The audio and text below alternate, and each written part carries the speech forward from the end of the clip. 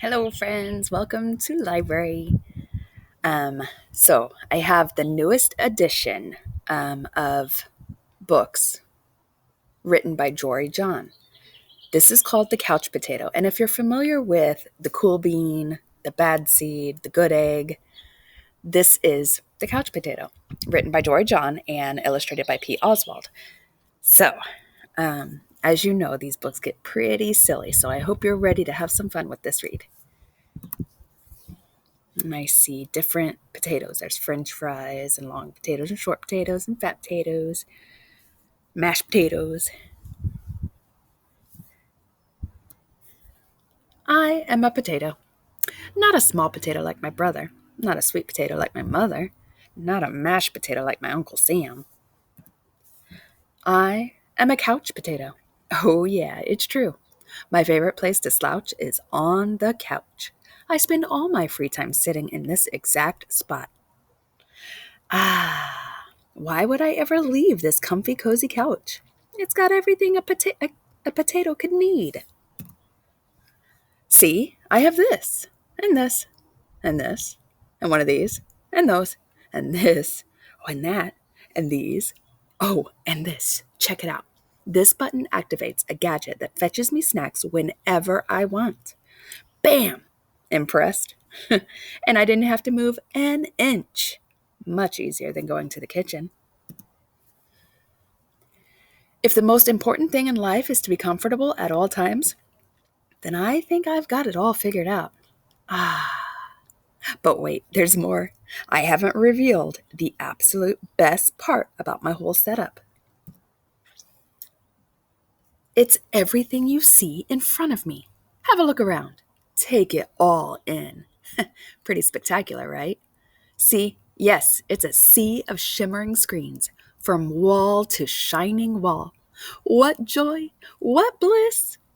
These screens feature my favorite shows: Fries, Mad Yam, Mashed Potatoes. And this screen has all my unanswered messages. Blah, blah, blah, blah, blah, blah.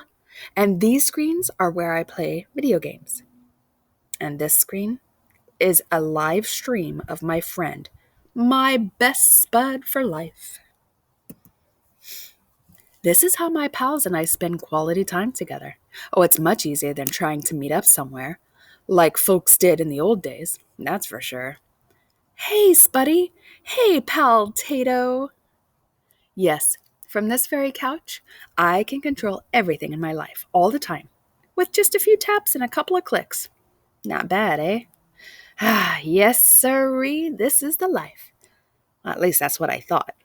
Until the other day. What do you guys think happened? Something strange happened. There was a knock at the door. It was a delivery. Whoosh! And he's looking at his front door cam. Woohoo! It was my newest device, a video camera that would allow me to watch myself react while I was watching all my favorite shows. All I had to do was plug it in and my room, nay, my kingdom, would be complete. But suddenly, pew pew! Everything went dark. Look out! Coming through! Whoops! Oof! Ow! I made it to the window. I pulled back the curtains. The sun seemed brighter. Well, there was nothing better to do, so I decided to take my dog Tater for a walk. Outside. It had been a while. Everything was so vivid, like a high-resolution 156-inch curved screen, but even more realistic. Something smelled fresh. After a few moments, I realized that it was the air. I heard a noise, some chirps, a ringtone perhaps? But no, I looked up to see some birds. I wandered down the street from block to block and across the neighborhood. Eventually, I found a park with a hill. There was a massive tree on top. It looked like a desktop background, only it was real. Neat. I leaned against the tree.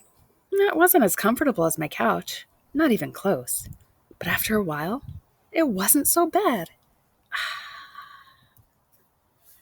Any worries about the power outage and what I might be missing drifted away.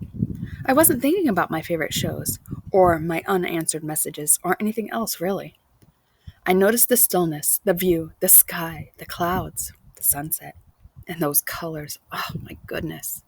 It took a while because there was no fast forward option, but eventually the sun sank below the horizon.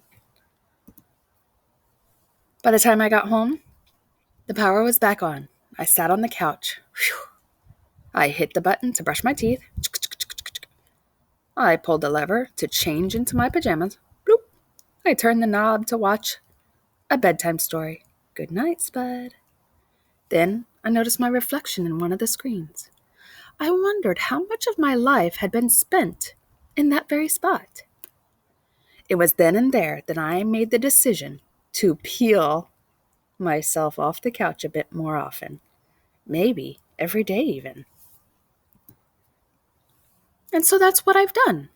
I've started hanging out with my friends, my best buddies, outside. We've started biking and hiking and swimming and hiding and seeking. And sometimes we have snacks and play board games. Sometimes we talk all day. We might watch the clouds. There's no big plan. We just see what happens. It makes me wonder, what if I don't always need to be totally comfortable? What if I'm happier when I have a better balance between my gadgets and the world outside? Because it turns out that I'm more than just a couch potato. I'm an amusing potato. I'm a smart potato. I'm a kind potato. I'm an entertaining potato. And I'm a sit on a hill and watch the sunset potato. Yes, there's a great big world out there, and I want to be a part of it in person.